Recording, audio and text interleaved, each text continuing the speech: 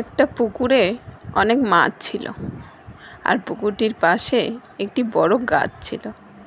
ওই গাছে অনেক বক বাস করত, আর পুকুর থেকে মাছ ধরে ধরে খেত।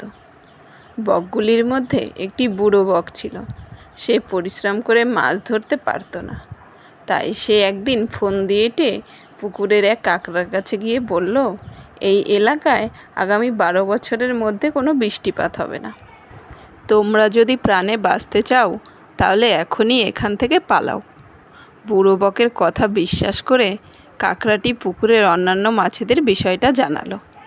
সকলে মিলে বুড়ো বকের সঙ্গে দেখা করে বাঁচার উপায় জানতে চাইলে বক বলে, আমি তোমাদের এক একজনকে এখান থেকে তুলে নিয়ে গিয়ে নদীতে ছেড়ে দিয়ে আসব। তোমরা সকলে তাহলে বেঁচে যাবে। এরপর থেকে বক প্রতিদিন এক একটা মাছকে ধরে আর বাঁচাবে বলে তুলে নিয়ে গিয়ে মাঝপথে একটা পাথরের ওপর ফেলে আছড়ে মেরে দিয়ে খেয়ে নেয়। এইভাবে চলতে চলতে একদিন আসলো সেই কাকড়াটির পালা।